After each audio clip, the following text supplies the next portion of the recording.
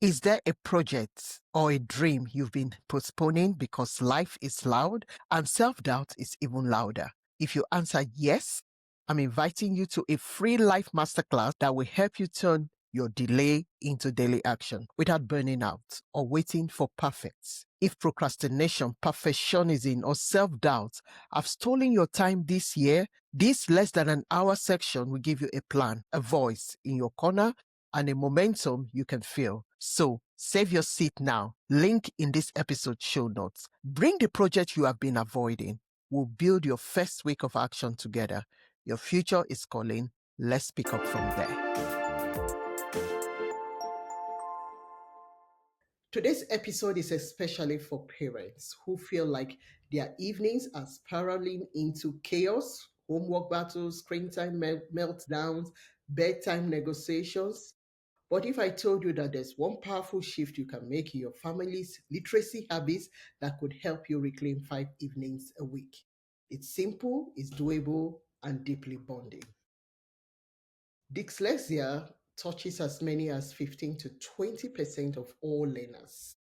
Yet most families still wait and see. My guest today flips that script. Welcome to the Minute Mastery Podcast, a conversational productivity and time management podcast where busy authors and entrepreneurs are inspired to create time for what truly matters. I'm your host, Ngozi Edema. I'm a time management coach, writer, and entrepreneur. Here, you are encouraged to turn your minutes into milestones and to create at least 1 hour a day working on your goals without feeling overwhelmed. As the dyslexia professor, he translates structured literacy methods effective for struggling readers into bite-sized actions parents can use tonight. Welcome to the Minute Mastery, Russell. Thanks for having me. So let's talk about how you can create calm, connection, and consistency in your evenings using just one literacy move. I find that interesting. How can you do that? Just one literacy move.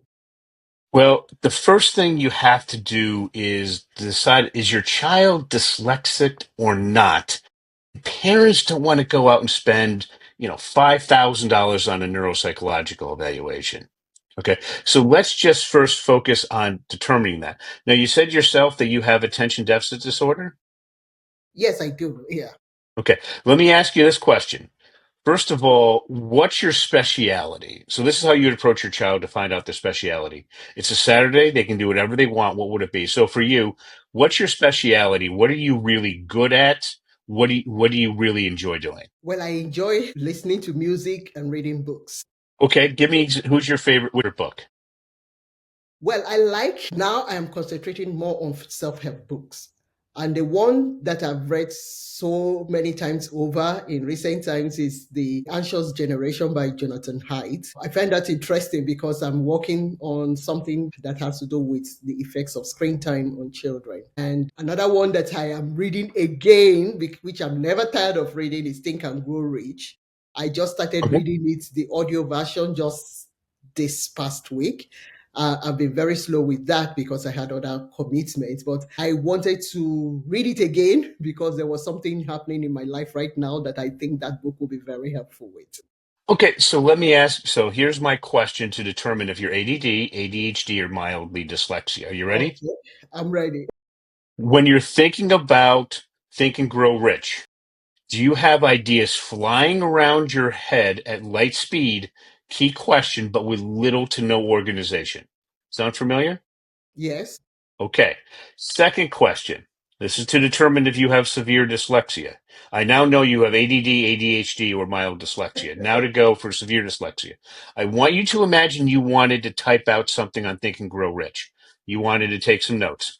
Fingers, keyboard. Fingers, keyboard. The idea's in your head. You want to write about it. You take your fingers and put them on the keyboard. Does Okay. that cause the idea in your head to fly out, leaving you with an empty brain? Does that sound familiar or not really? It sounds familiar because yes, if once I am able to put it down, type it or write it down somewhere, then the idea flies away. No, it's in your head. You want to write about it. You put your fingers on the keyboard to start typing, the idea flies out, leaving you with an empty brain. Oh no, that's I still have the idea because it's with me. Once I want to do something, it keeps bothering me unless I write it down. I always still have the idea when I want to type. So, just on that one question, I know you're ADD, ADHD, or mild dyslexia. One of those three. You are Yeah. not severely dyslexic. Okay. Okay. So you ask, and that is typically the responses that I get. When it comes to treatment purposes, ADD, ADHD, or mild dyslexia, same thing. But if you said yes to both, then that's severe dyslexia. What that means is your child will take longer to do things, but they also tend to go a lot deeper. Okay. Now, this is not concrete, but I found over 95% of the time, this gives me a comparable answer to a $5,000 neuropsychological evaluation. Okay. So now at least you have a general idea. Now, the next thing that we have to do is I have to give you a basic model to how you can treat your dyslexic child, okay, or ADD or ADHD. The traditional response is once you're at 9 years old or fourth grade and older, it's a private school using an Orton Gillingham multi-sensory structured language approach, and they generally run about $80,000+ a year to board the kid, and it's 4 to 5 years, okay? Okay. Or you can let it be, keep letting the problem get worse, or try some other ineffective program, which happens all the time. Or my third option is I show parents how to work with their kids and to teach them themselves. Why? Because I'm about to show you the model that allows you to do this easily in the evenings at home. I'll give you an example. Kimberly allows me to tell about her son Reed. She started working with him in December 27th of last year. And 5 months later, Reed was a fifth grade student reading at the beginning third grade level. 5 months later, his mom taught him to read at grade level independent verification. Okay. She worked with him usually about 3 nights a week, 20 to 25-minute sessions. And for a bunch of it, she got him started, answered an occasional question, and helped him shut it down. He did most of it on his own. Okay. So I'm going to now tell you the science behind this, explain this so parents can understand what's going on. The first thing you need to understand is if anybody tells you they're doing something radically different than an Orton Gillingham multi-sensory structured approach, you need to know where it's coming from because there's a lot of scams in my industry. This is the book. It's from Yale. Came out in '03 originally. Brain scans. All right. This is dyslexia in one image. All right. Do you Okay. see how the back part of I'm not using non-impaired, I'm using gen ed student. Look at the back part of the gen ed brain. Do you see all that massive neural activity? Yeah. Now, do you notice the back part of the dyslexic brain, there's virtually no neural activity? Okay. Do you see how the front part of the dyslexic brain is about 2.5 times overactive? Hmm. Okay. Yeah. That is, I take advantage of the overactivity in the front part of the dyslexic brain. All right. All right. According to Yale, it's word analysis followed by articulation. But when you're dealing with a dyslexic, you're going to find that we are academic specialists, not generalists. Remember, our general education program wants us to become well-rounded individuals before we major in our last 2 years of college and then really specialize in grad school. Dyslexics just want to focus on being specialists. So, I'll give you an example. Have you ever watched a movie called Fast and Furious, the first one with Paul Mm. Walker? Oh, In case people have seen that one, there's a scene. They bring a car in from the junkyard. They're redesigning it.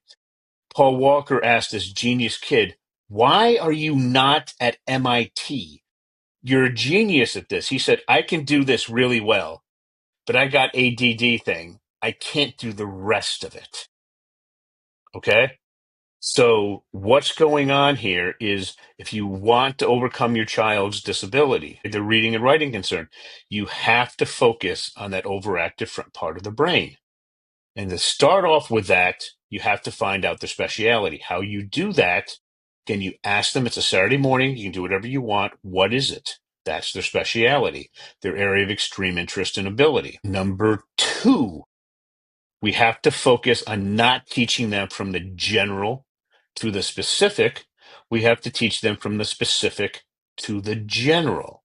So, for example, you don't ask, what effect did Martin Luther King's I Have a Dream speech have on the 1960s civil rights movement? You give that to a middle school, gen ed student, they just run with it. The dyslexic, we have nothing to latch onto. Remember that first question. Do you have ideas in your speciality flying around your head at light speed, but with little to no organization? As you said, yes. So what we need to do is to force the brain to organize itself by using writing as a measurable output. And how we do that is we take something very specific. So in this case with Martin Luther King, we would ask, what specifically compelled Martin Luther King to want to give his famous speech? And that gives us a starting point and forces us to think in a step-by-step linear way. All right. And then we follow that with word analysis, followed by articulation. And now you can start working with your dyslexic child. Does that make sense? It does. So you pick just one thing, what they love to do. Without that, they won't do the work. So let me give you an example of how we do this. One of the biggest problems teachers come to me when I'm in a special when I'm running a teaching teachers at a major dyslexia conference is they'll tell me, as one teacher said, my students are writing randomly placed misspelled words. I don't even know where to begin. And this is somebody with 6 years of education and a decade of experience. So what I would like you to do is do you know a child who has a writing concern, ADD, or they're dyslexic, who's writing randomly placed misspelled words? Yeah, I do know it. I know a child. Okay, make up a name for the child so we protect their privacy. What's the name of the child? Can I call her Jane? Jane. Okay, what is Jane's speciality? What is she really good at? What does she love doing? What is it? Jane likes baking. Baking. Okay, so we're going to try to get her to write that sentence. So here's what we do. We have them type out on a laptop computer. An iPhone doesn't work, an iPad doesn't work. It has to be a real computer. Hero, plus sign, what are we talking about? Jane, plus sign, what are we talking about? Jane, plus sign, baking. See how we got there? Okay, do it all over again. Okay, so we have you type out hero, plus sign, what are we talking about? Oops. You can copy it, okay? Then we're going to replace hero for Jane. Jane, plus sign, what are we talking about? We're going to replace what are we talking about with what's her specialty? Baking. So we got Jane, plus sign, baking. See how we got there? Yes. Now, when I teach this, 90% of the special ed teachers at major dyslexia conferences don't get it. You have to answer my question exactly. No deviation. Do you think I'm going to fool you? I need to answer the question exactly. Exactly, or it's not going to work. Do you think I'm going to fool you? Yeah, I think so. Okay, well, if you answer them exactly, it'll work. These are very simple questions. You ready? Okay, I'm ready. Let's try. Okay, here's my question. We have Jane, plus sign, baking. We need to replace the plus sign with a word. Here's my question. Does Jane like or dislike baking? Jane likes baking. Okay, now, but that's not what I asked.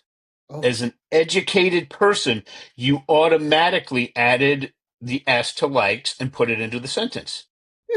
Jane, as a dyslexic, doesn't know how to do that. okay.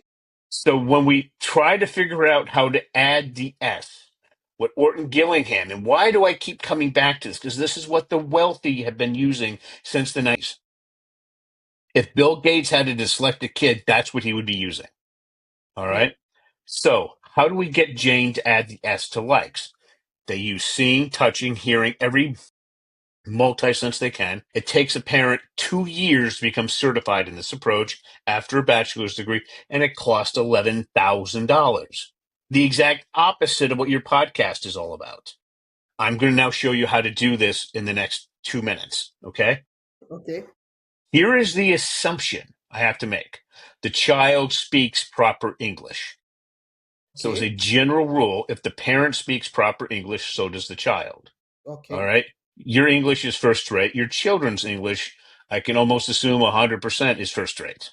Yeah. Okay. Unless there's some other contributing cause. Okay. So we asked Jane to read what she wrote out loud. Because remember, I asked her, do you like or dislike? She would say like, because that's what I asked her. So then I would have her replace the plus sign with like. Jane like baking. But how do we get her to add the S? I ask her Okay. to read it. Yeah, I ask her to read it out loud. Does that sound generally correct? And she's going to say no. And I'm going to say, fix it. Jane likes baking. Why Mm-hmm. is this so important? Because then I'll say, we'll do this 10 likes and 10 dislikes. 10 likes, 10 dislikes. Once she gets them done perfectly, then we'll go on to reason one. We do that perfectly. Reason one and reason two. Then reason one, reason two, and reason three. Once you can do a three reason sentence, you move her from kindergarten writing to the end of second, beginning third grade level. It's that simple. Now, how do we get the grammar to be correct? Because it drives parents. The spelling's wrong, the grammar's wrong. How do we fix that? How we do that is we tell, and just so you know, my background was the original program I did. We took highly motivated dyslexic high school juniors and seniors with middle school writing skills, one class period a day for the school year. At the end, they had writing skills of an average entering graduate school student. The teacher spent almost no time on spelling and grammar. The spelling and grammar went from horrendous to clean at the graduate level, cost New York State less than $900 per kid, and they all graduated from college with no accommodations. Auto-corrected. Here's how you get your kids' spelling and grammar to autocorrect in a big way. As you're typing this out, you tell her not to put the period down. If she puts the period down and there's a spelling mistake and a major, and I mean major grammatical mistake, she has to retype the whole thing. So she could ask, did you do baking correctly? Did I spell bacon correctly? And you can say no, and you can type it out and she'll copy it. Okay. You can do that. But if she puts the period down, which most of these kids do, then she has to retype the entire sentence. All right. Somewhere between 3 and 12 times, she's going to get really annoyed with herself and keep making these mistakes. So what she'll do is she will hyper concentrate. I'm not going to make this mistake. I'm not going to make this mistake. And she keeps making it. You can tell her one of two things. You made a silly error or you made a silly error or a silly mistake. Those are the least offensive words I've come up with. Mm-hmm. And then you sometimes see sweat coming down the student's head. They're concentrating so hard. And sometime in that concentration, the magic happens. And she finally stops making that mistake. You do each one, 20, 10 likes and 10 dislikes until it's correct. And then what you do is you move on to the next one. Reason one, until it's correct. And by doing it that way, by the time you get done with three reasons, guess what? You've now taken your child from kindergarten writing to end of second, beginning third grade level at home without spending a session. It's that simple. So, uh, in just one simple sentence or two, a couple of sentences, what is that one shift that you want the parents to take from everything you've said so far? Well, your child, in this case, was writing a bunch of randomly placed misspelled words.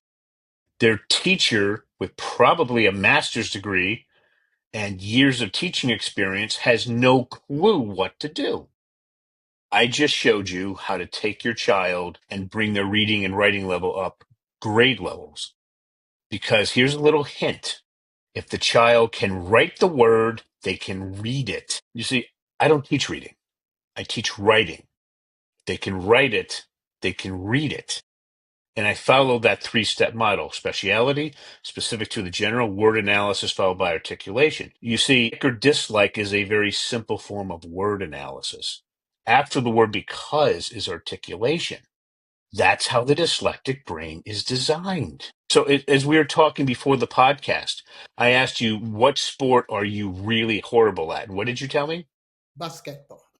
Basketball. So imagine that your entire life's, your career, your earnings depend on how good you are at basketball. That means I'm going to starve because I will never be able to play it. Right. And we can kind of joke about that, but for a dyslexic, that's what it's like. Their teachers are not teaching in their speciality. They're trying to make them well-rounded. They are teaching from the general to the specific, not the specific to the general. And they're certainly not doing word analysis followed by articulation. If you could set up the perfect storm to make your kid fail and be frustrated, that's our public school system. That's our private school system. Because remember, and I can't overemphasize this enough, it's designed for the back part of the brain, not the front part of the brain. Yeah. Okay? It's right there, Yale research. It's a gross oversimplification of very complicated neuroscience. That's essentially what it comes down to. So I have literally helped hundreds of parents teach their kids to overcome this themselves without going broke on $150 tutors, again, using methods that haven't changed a lot since the 1950s. Okay. So now talking about time, because as busy parents, we don't want to add more to our plates. So how can busy parents implement this shift without adding more to their plates or making them feel overwhelmed or making the children feel overwhelmed by this? Well, I hate to tell you this, but once your child is fourth grade or above, 9 years old and above, if you catch him in kindergarten and you simply call Yale. How do I diagnose my kid who's 5 years old or just turned 6? And they will tell you for an incredibly inexpensive price. How does my school correct this? Here are a bunch of $1 million programs, and that'll get your child at or above grade level by the end of third grade. Remember, K through 3, you're learning to read. Fourth and above, you're reading to learn. You can handle it that way, or if not, they reach 9, then you really have, I hate to tell you the bad news. You can either go ahead and spend 80 grand a year in a private dyslexic school. You can try some other program that's not going to work. All right, or I can show you how to teach your child to overcome things just like I just showed you. Normally, parents put in 2, 3 sessions a week, depending on the age of the child, somewhere between 10 minutes and 30 minutes. Once the child gets used to doing the more evolved work, a lot of times they're doing things on their own. All right. And it does require that type of commitment, or the problem just keeps getting worse and worse. Now, you're from Nigeria, and Yeah. Nigeria, I tend to find very educated people. How would you be reacting if your child was doing so horribly? The best job they could get is flipping burgers at McDonald's. I run into that all the time. Okay. And then the parents will say, yes, I'm busy. I said, okay, I can show you how to do this, or it's just going to keep getting worse. It's a hard thing to consider, but and I had dealt with some parents. They said, well, we'll just hire Orton Gillingham tutor. I said, okay, when your child's in grad school, that $200 an hour tutor is still going to be with them. Not because they're trying to just charge you every time they can.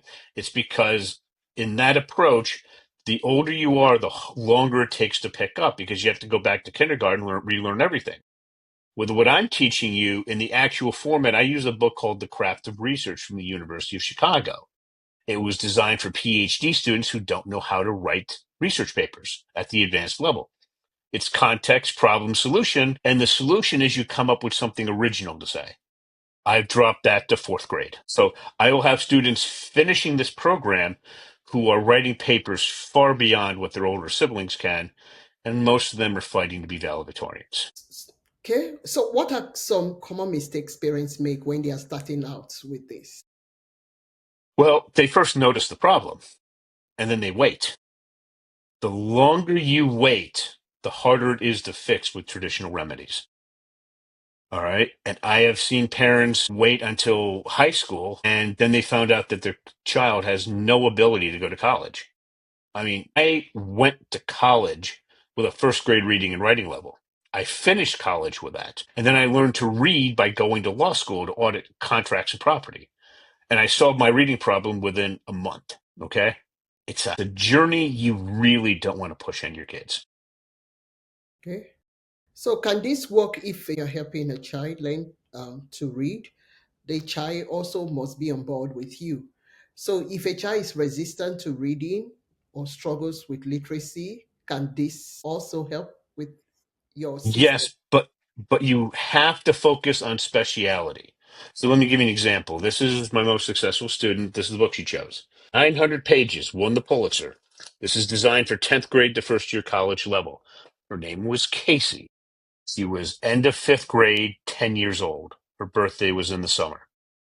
She wanted to do reading first. I never saw this before. I'll never see this again at this level. Normally it takes longer. In 6 months, she knew every word of this book. You could go, here's a page, pick out a word, that's it, and she would tell you the dictionary definition. In 6 months, she knew every word in that book. She was reading it fluently. I worked with her 15 minutes a week. She was in her room. A week. Yes, she was in her room 3 hours a night, 6, 7 nights out of the week, most of the days during the summertime. It took her 6 months to go through that book. Most of the time, a book at that level, it takes at least a year, usually 18 months to 2 years. And then they're reading it. If you can read this book, you can go to college and read just fine. All right. And I worked with her 15 minutes a week because that's what her parents could afford. All right. And in 6 months, she was the best read. She went from being the worst reader in her grade to by far the best reader in her grade. When she was in October now she's 11 in sixth grade. She was in a silent reading class. The kids came over. They took her book. None of them could get past the first paragraph. None. If a 10-year-old can do it, parents can teach their kids. Okay. So, what are your favorite tools, resources that you use to make this new habit stick? The first thing that I do is I find out what the kid is really interested in. So by far the one that everybody likes the most is this book, Walt Disney's biography, this big, massive thing. Okay. Because have you ever been to Disney World or Disneyland? Yes, I have. Okay. Does it feel magical to you? Hmm. That magic is based on two universal things. The first one is easy to find. The second one, I've never had a parent find it. All right. So I get them the audiobook.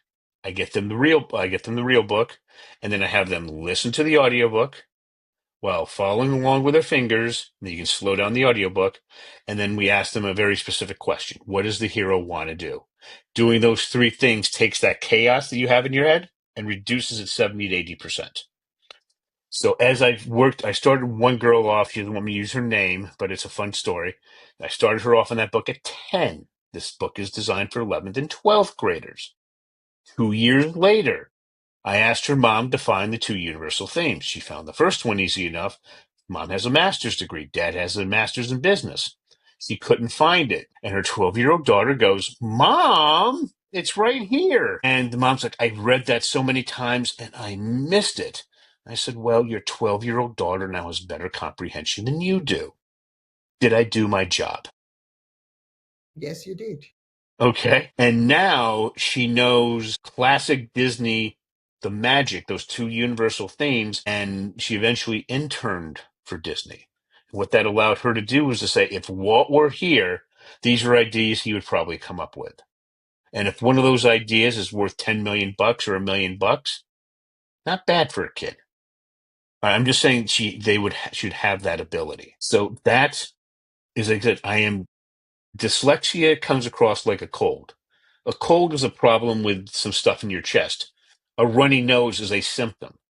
People are addressing the symptoms, not the underlying issue, which is you have to focus on their speciality, force their brain to organize itself by using writing as a measurable output because they have all these ideas flying around their head, like speed with little to no organization.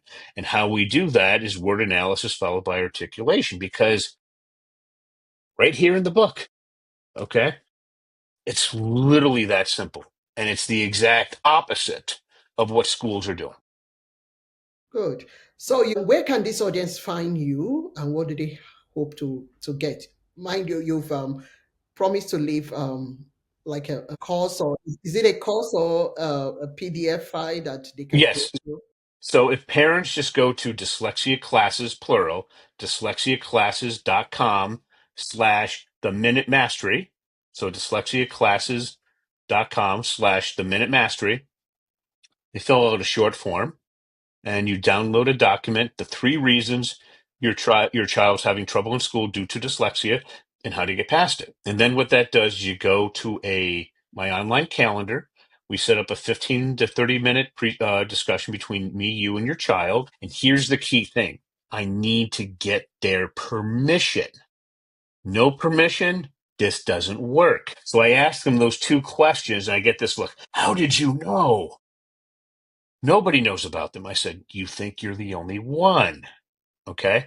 My condition was worse than yours. Remember, I started auditing law classes with a first grade reading and writing level. Grad school, that's where I overcame my reading and writing concerns, not before. All right. Oh, really? Okay. What's your speciality? We find out what that is.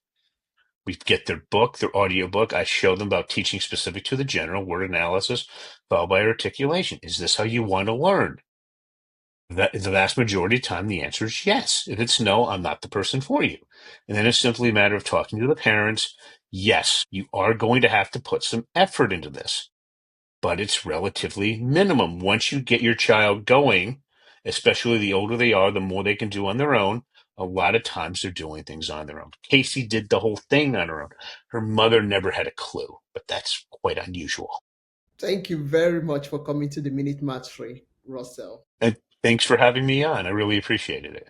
Thank you. So, there you have it. A small intentional shift in how we approach reading at home can buy back our evenings and bring so much ease and connection.